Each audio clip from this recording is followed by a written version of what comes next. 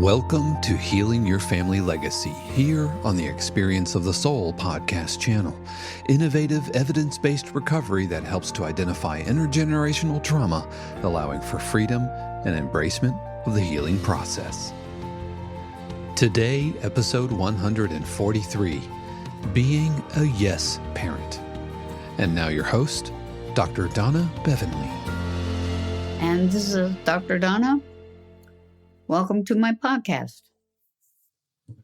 Last time I talked about mercy and grace.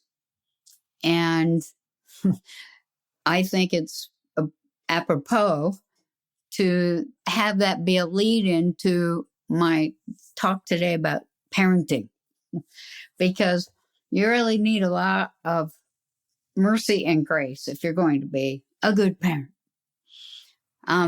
I've talked in the past, and I'll talk about it some more in the future, because I know that so much of what I talked about in the past about growing up in a family that is less than nurturing and dealing with your childhood trauma is not something you can just hear once, read about once, and get the full impact. I know this is true. So I'll probably talk about that some more. But today, I'm going to talk about you as a parent, because what happened to you in the past is going to impact the way you parent today. If you were physically or sexually abused in some way, you might do the same thing. Or if you haven't worked on these things, you could also go to the opposite end and become a yes parent. If you grew up in a family where nothing you said, nothing you want ever mattered, you might decide that, okay, that's how we parent. So you parent your kid to, children are to be seen and not heard. What you say doesn't matter. Only what I think and say matters, and you have to abide by it. And I don't want to hear anything about it.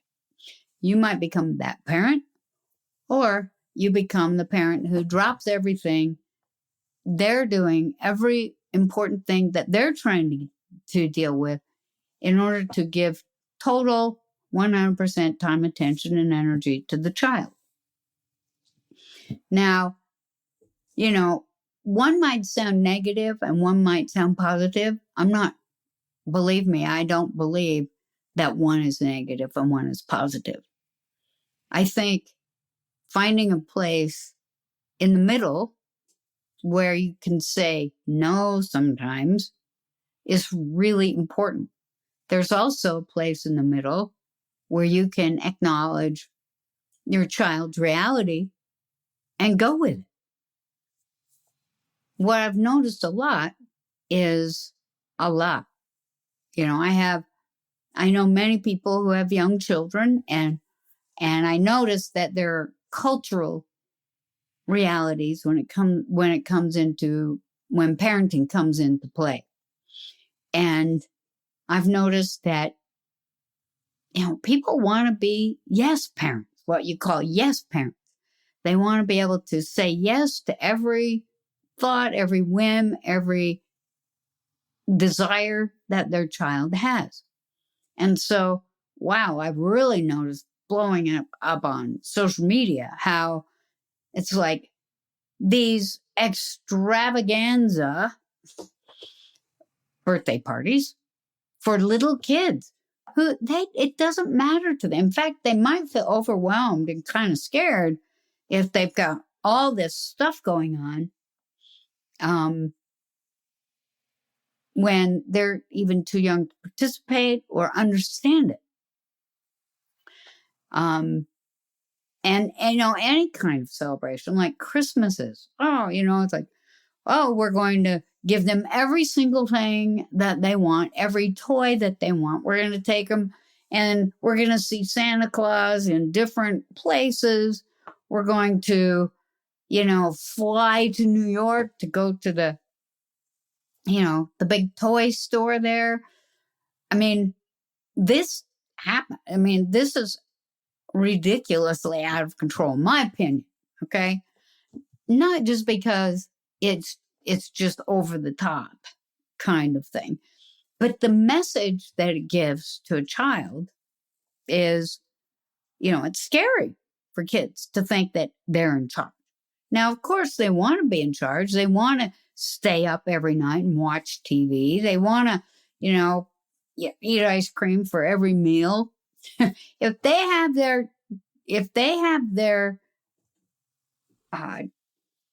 their own way about everything, they get what they want when they want it at all times, whether it's good or not, good for them or not. But it doesn't give them the opportunity to learn how to deal with no. And if you can't say no, you have no boundaries. Zero. And when you're a functional adult, you need to develop boundaries. You need to be able to say no when no is really what you want to say. Okay? So that means that if you are a yes parent, one of the things you need to learn right away is how to say no, because that gives your child the opportunity to learn how to deal with no. Most of us don't like the word no given to us back because we know that, and that's a K-N-O-W, that we don't get to rule the world. And it gives us, when we hear no from parents or other caregivers as a child, when we hear the word no, we feel some relief. Now, we might not act like we do, but it's almost a spiritual reality that comes to children when they hear the word no. Even if they really want it and they're throwing a fit, they feel safe because they know that someone's in charge and it's not them. When you're going to bed at night or sleep at night and you think that you're in charge of everything and all's quiet and you're there by yourself, and let's say you don't even have your phone that you can scroll on or a book to read, and you're laying there by yourself in your own thoughts, not ever having heard the word no. They're not thinking that, okay? If you're a child, you're not thinking, wow, I've never heard the word no, so I guess no one's in charge but me. They don't think that. They just feel insecure and scared. And because they're children, most of the time they don't know what that's about.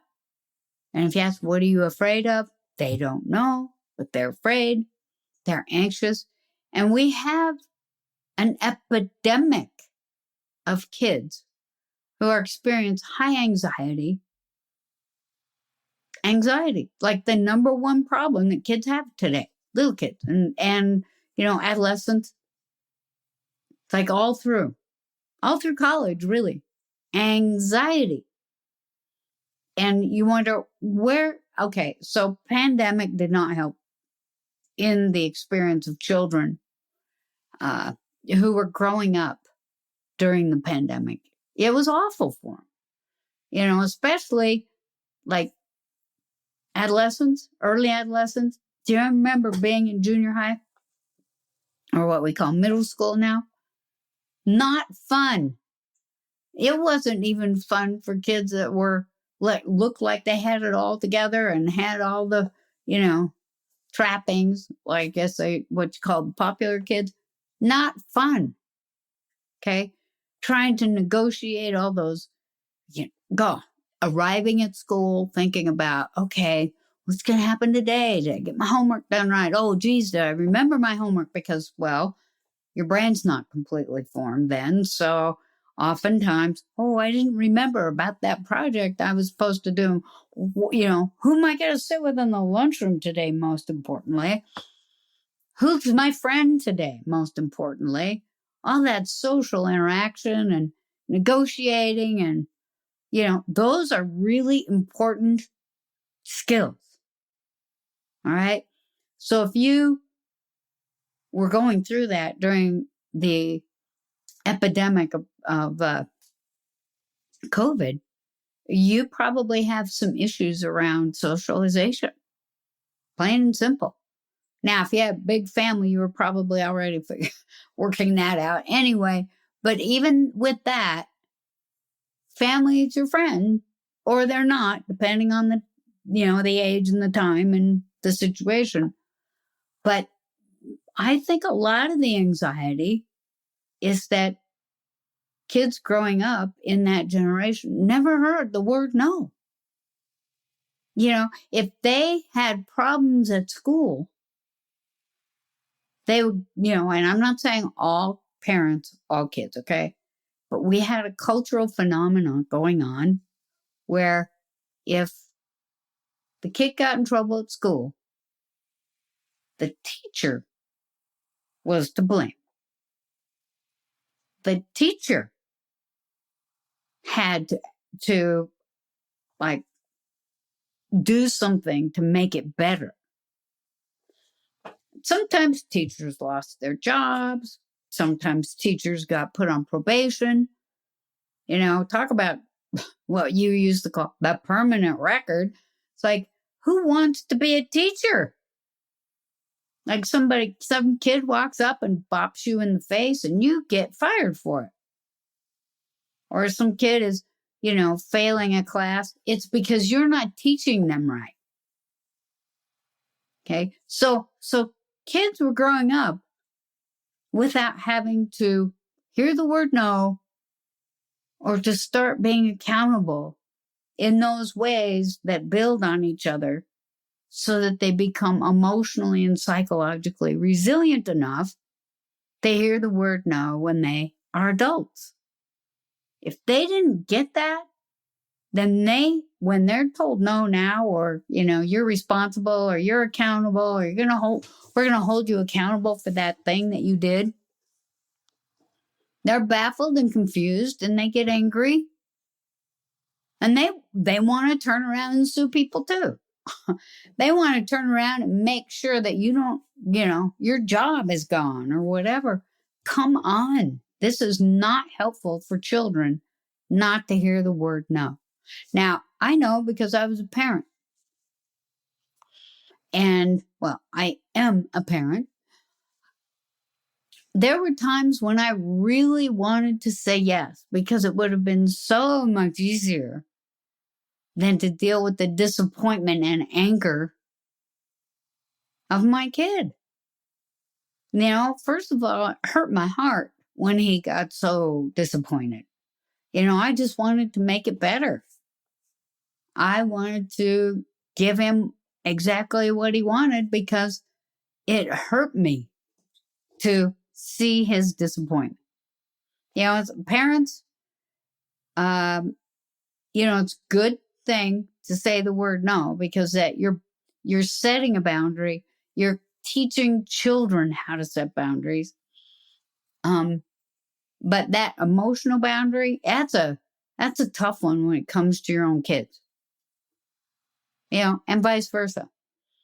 But really hard for parents when they see their kids' disappointment, they feel it.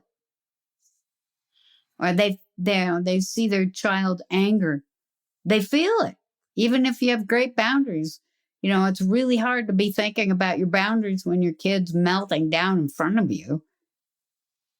You're not thinking about, well, I have boundaries to deal with this.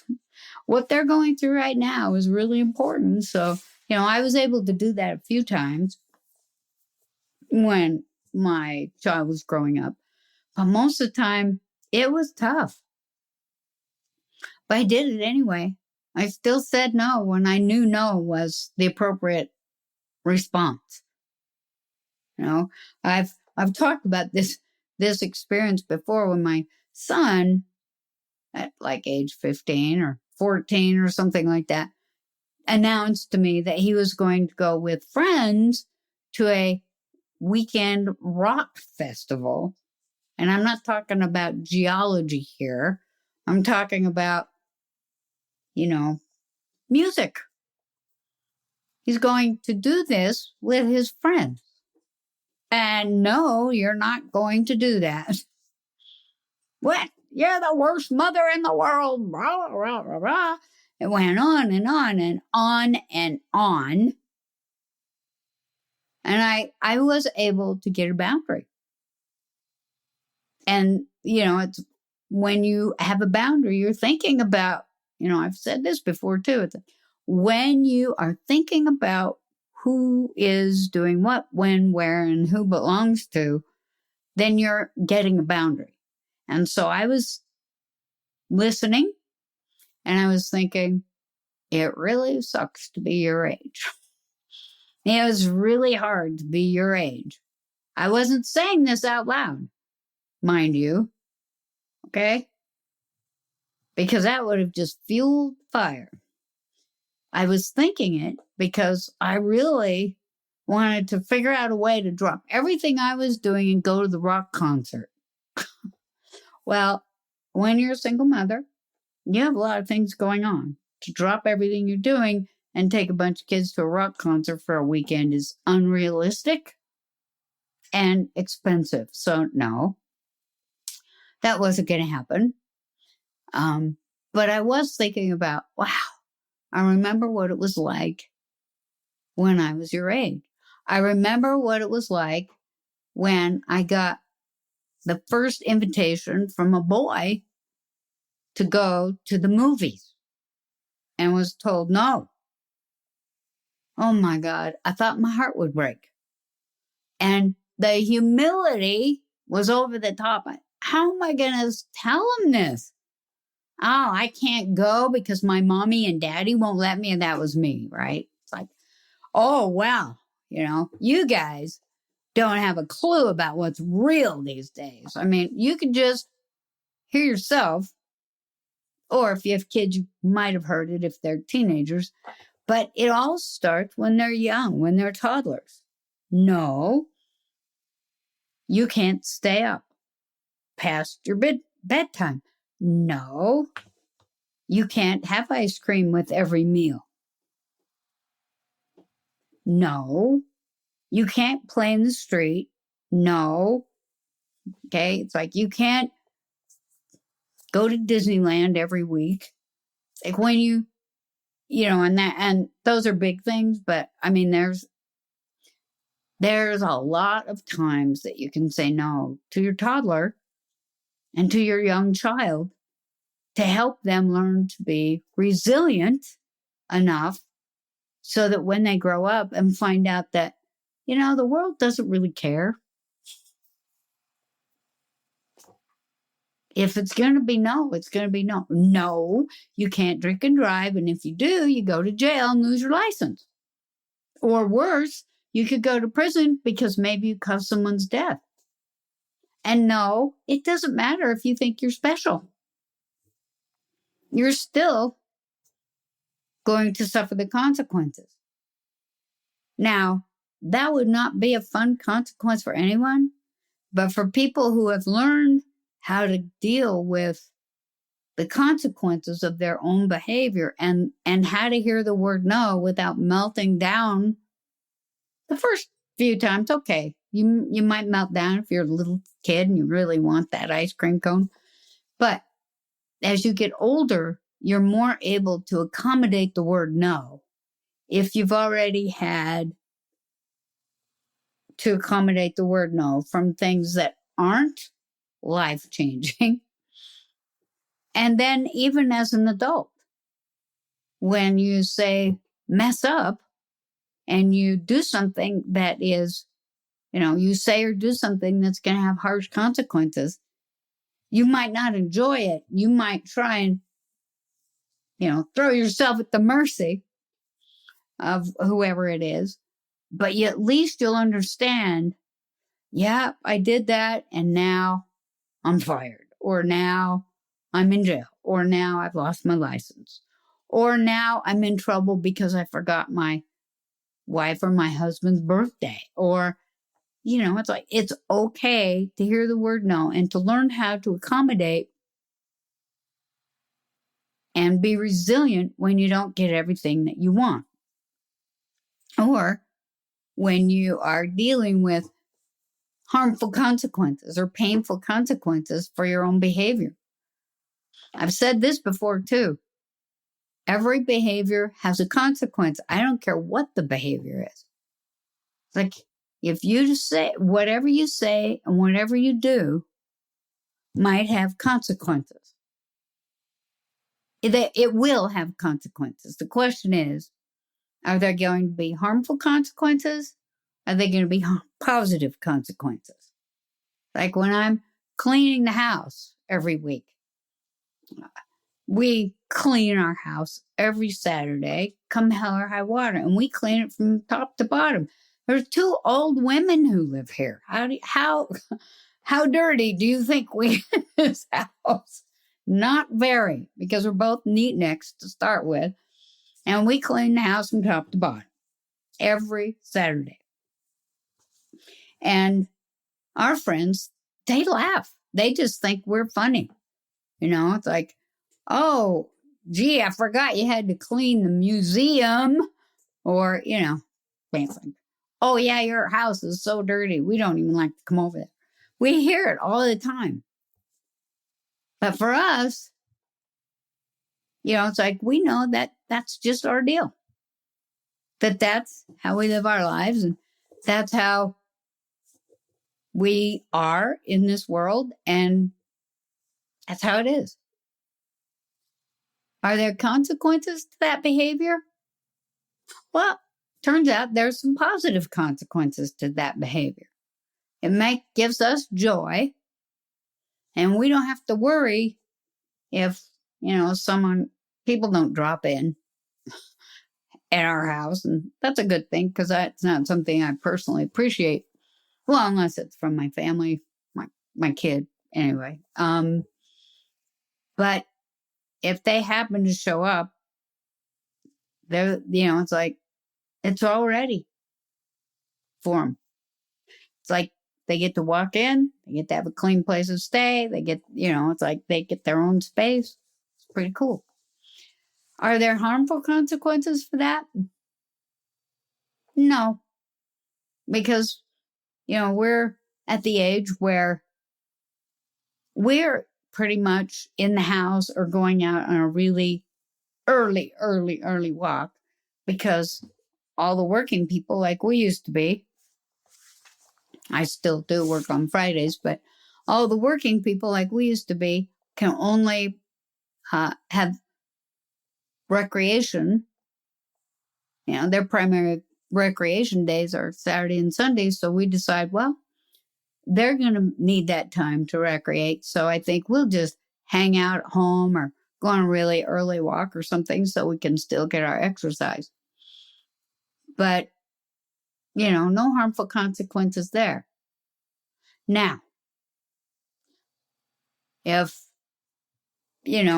we decide that we aren't going to clean anymore, we're just going to let everything stay in our house, and we become having a hoarding problem, which is also a big problem, then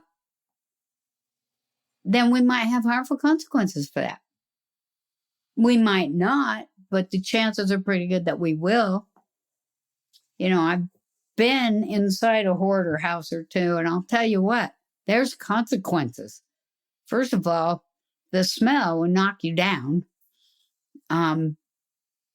because there's old food in there. And people keep every single thing. It's going to be, the reason that I'm there. That's a harmful consequence all by itself. Oh, hello, doc. We need an evaluation. It's like, oh my gosh. Yeah. You're not you don't want to see me at your front door unless I'm invited. So yeah, there'd probably be some kind of harmful consequence. But growing up in a family where there were consequences, if any of you read my book, Iron Legacy, you might remember that I did some acting out. Well, yes, I did. I was acting out the issues, the legacy of my family. And I had some pretty harsh consequences from that. Right up to, when I flooded the gymnasium locker room. I had harmful consequences from that. And by the way, when I was confronted and my parents didn't get the teacher fired, they didn't get the school fired for me having to take all those gym clothes out and dry them and then clean the whole place. I had to do it. It was my consequence. And even though at the time I didn't enjoy that, I enjoyed the part about flooding it, but I didn't enjoy the part about cleaning it and taking care of everybody's gym clothes. I didn't enjoy that. I know that because I had no in my life, and it was real clear. It might have been over the top. But anyway, I'm very resilient when people say, no, you can't do that, or no, we have permitting here in Oregon where if you want to go on some of the more popular hikes, you have to get a permit. And they have people up there checking those permits. And if you don't have one, you get fined and you are turned back. And I just love having my permits when I go there. And I've actually been asked by, the Forest Service, do you have a permit to be on this trail today? And I whip it out and show them, and it makes me feel happy. But I see, I've heard people talk about that permitting thing. Oh, it costs $1 to get a permit. Okay. Give me a break. And if you, say, I just can't afford to have a permit, it's like, okay, well, you're not going to go on that particular trail. So at that particular time. So it's nice, but it's also, when I've heard people talk about how horrible it is and how they got turned back and how they got a fine, and somehow, they've never learned how to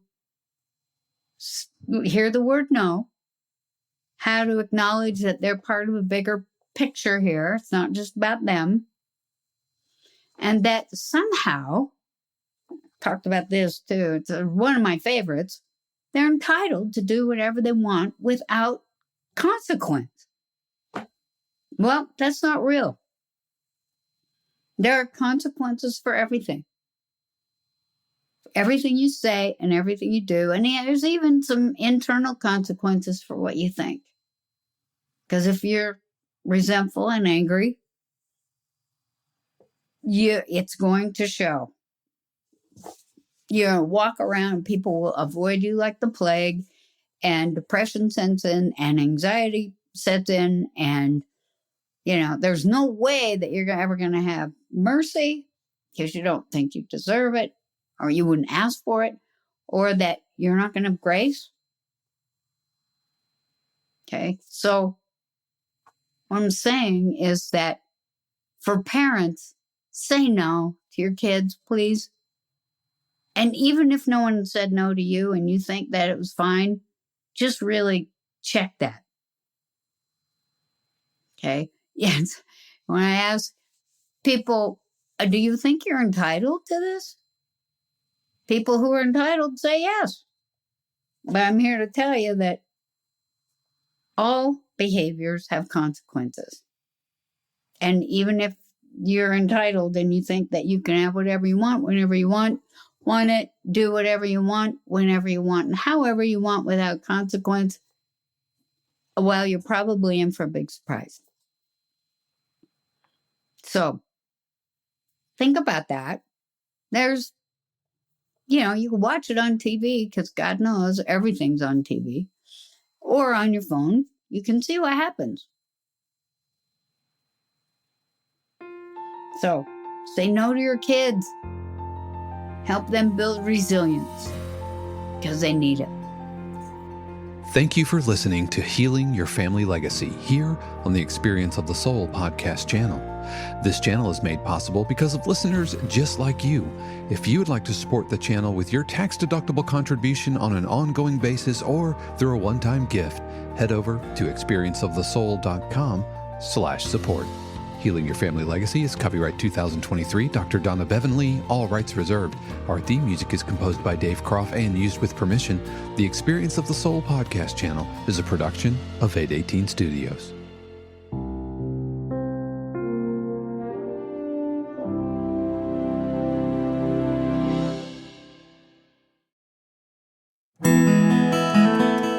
Hey friends, Sean here, your Experience of the Soul producer. I want to take a moment to tell you about something truly exciting. The SoulWorks online community, created by your host, Cynthia Alice Anderson, and available on the Mighty Networks app. If you're looking for a place where you can explore your spiritual path, connect with others, and grow in a meaningful way, then this is for you. SoulWorks is so much more than an online community. It's a safe, inclusive space for spiritual exploration, self-discovery, and personal transformation. Inside the community, you'll find everything from uplifting spiritual studies to soul-centered growth practices, meditations, affirmations, and so much more. It's a space where you'll always be supported and never judged. The best part, membership is free. You'll have access to powerful resources, inspiring content, and a supportive group of like-minded people who are all on their own unique spiritual journeys. And if you're ready to dive deeper, there are premium options available to enhance your experience with a live Monday night talk series and extended, deeper meditations. If you're seeking a place to connect, grow, and nurture your soul, we would love to have you join us in the SoulWorks community and see where this journey can take you. Visit my.soulworkscommunity.com today.